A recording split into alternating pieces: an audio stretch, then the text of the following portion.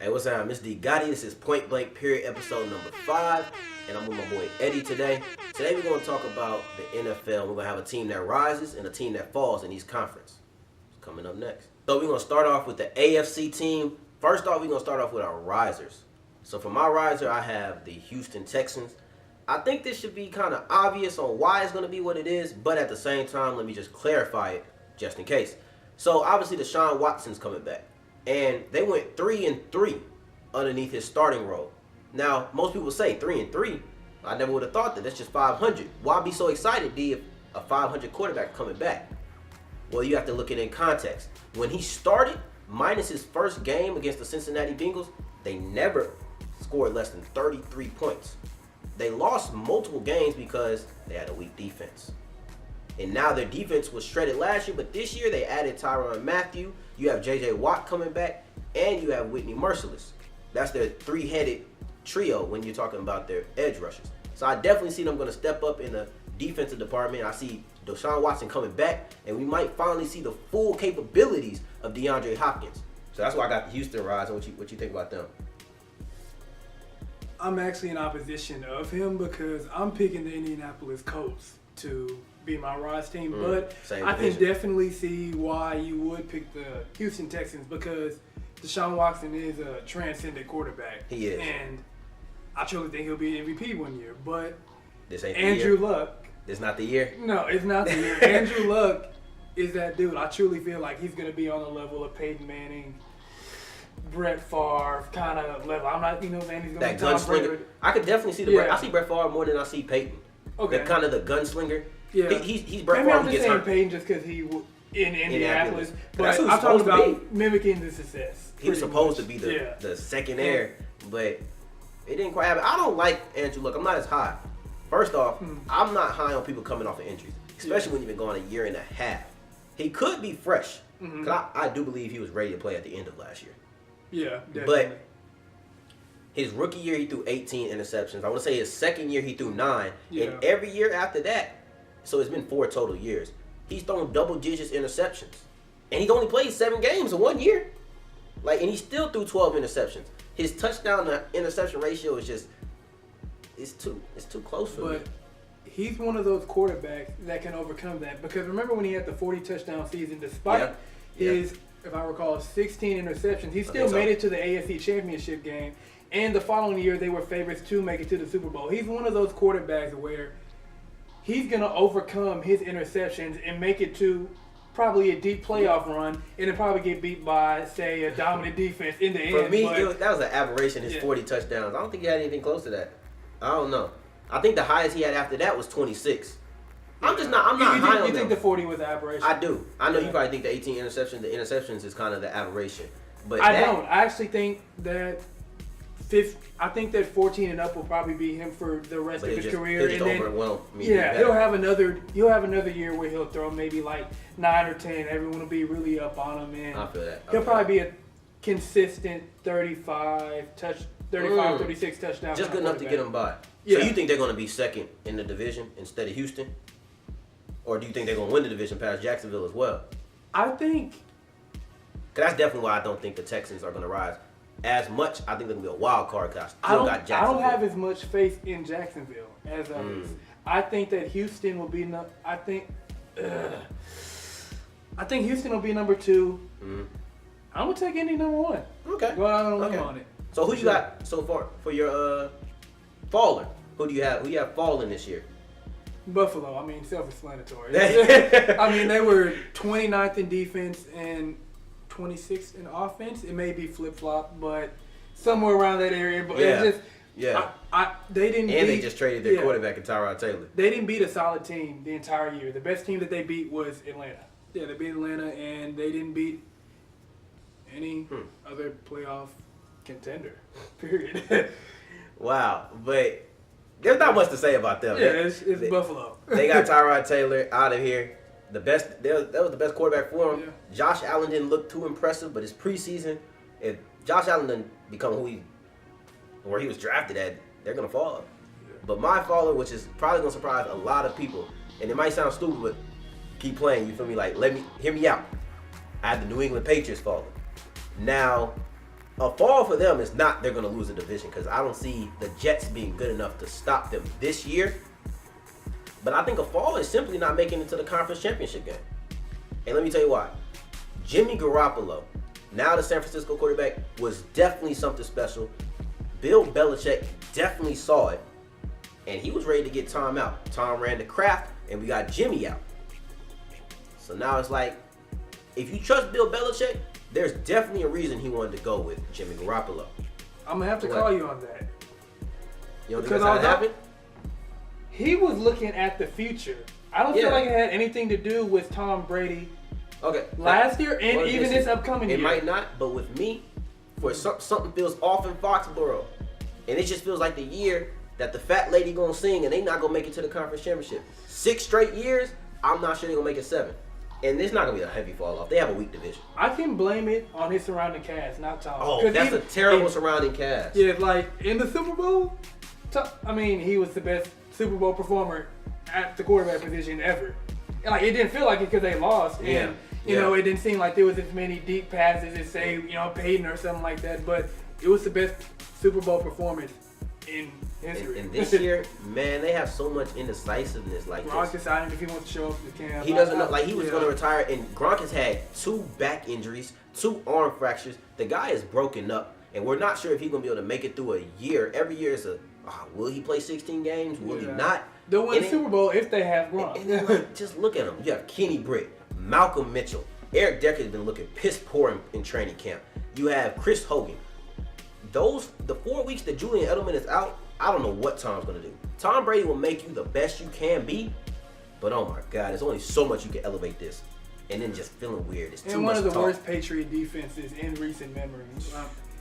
I feel that they will fall like you, but I don't think that it'll be because of Tom. I feel that there'll be situations. No, it's not because of Tom. It just will. Yeah. I'm just saying the Tom Brady situation is definitely making it feel like something's weird. But we'll be back with the NFC in just a couple seconds. All right, so now we're back with our NFC teams. Eddie gonna start off with his riser for the conference.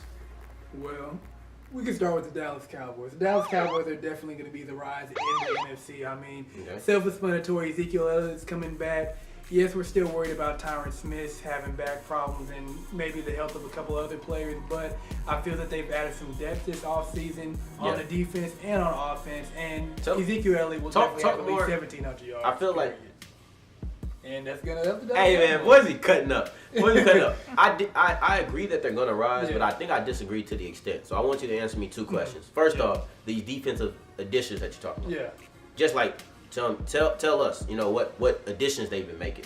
And then also, how far do you see the rise going on? Okay, defensive additions. Some of them were from last offseason. They added 2 cornerbacks. They added Lewis and they added Cheeto. Both of them we see drastically increasing. Randy Gregory is coming back from suspension.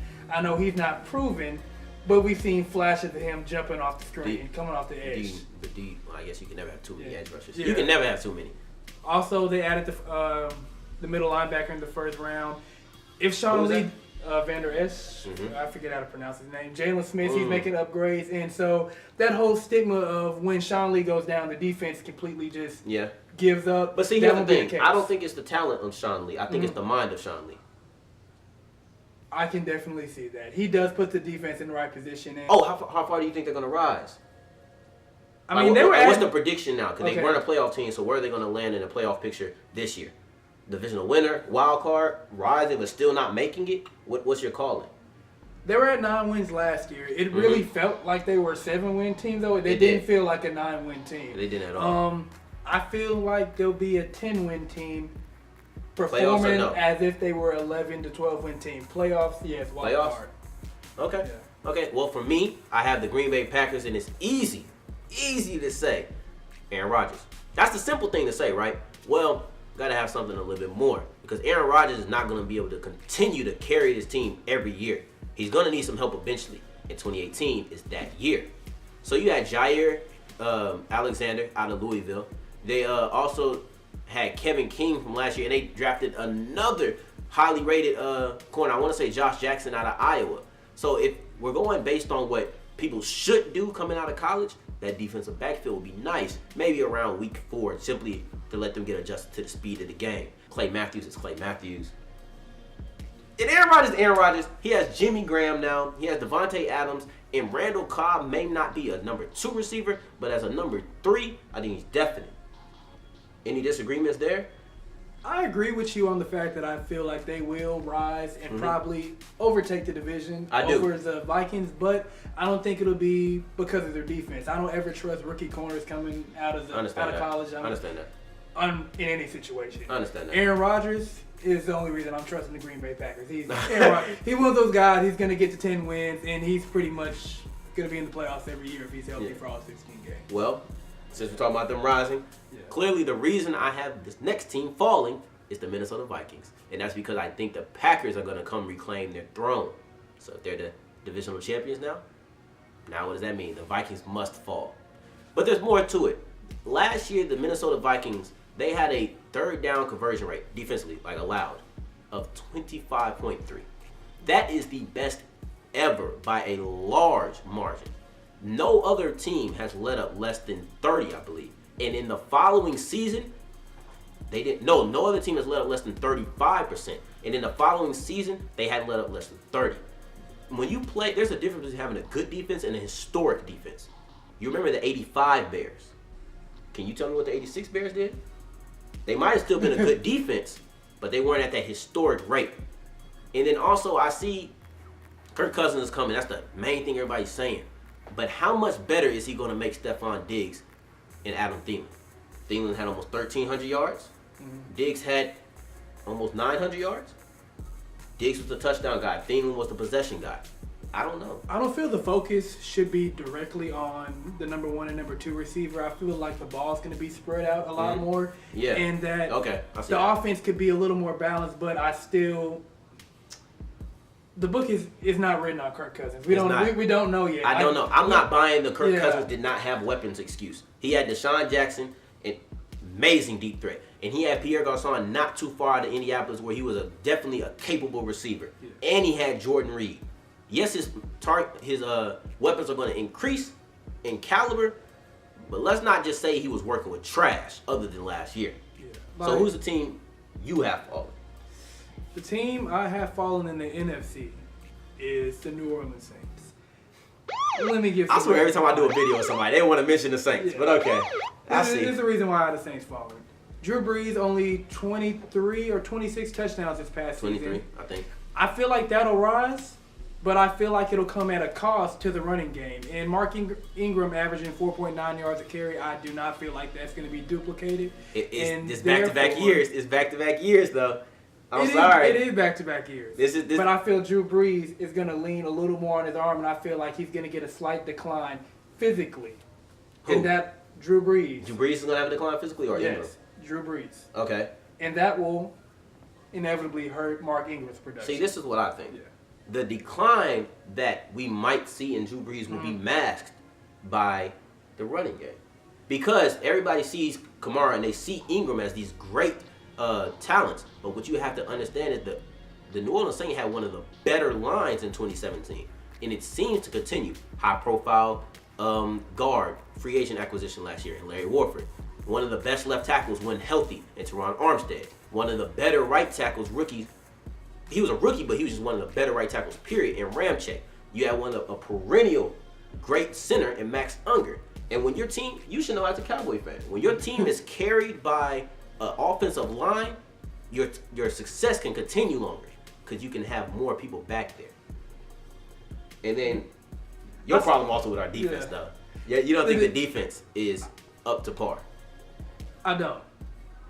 I don't think last year will duplicate their success. See, here's my thing. Last year they were about a average defense? Yeah. They were, I think, around 15. Mm-hmm. I don't see us dropping anywhere. I see us between that 10 to 17 range.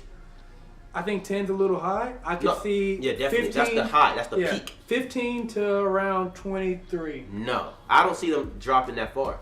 Just strictly because they have Cam Jordan, one of the better players. The biggest hole on their defense is probably the other edge rusher. And if they could find that, then they'll be really successful. I think they're going to make the Super Bowl. I've said that in multiple times. I had them as my number one team. And though people think it's biased, I have a lot of things backing it up. And also, can't mention Drew Brees without mentioning Michael Thomas, a man who I don't see guarded a lot well. He's earning this title as can't guard Mike. Well, you got our risers, you have our fallers. In each conference, we'll put everything down below. And speaking of below, please leave a comment, like, subscribe, especially a comment. I like to hear your opinions. I like to know how y'all feel about it, man. Go ahead and subscribe down below, man. It's Royal TV on it. Yo, we corny as hell for both.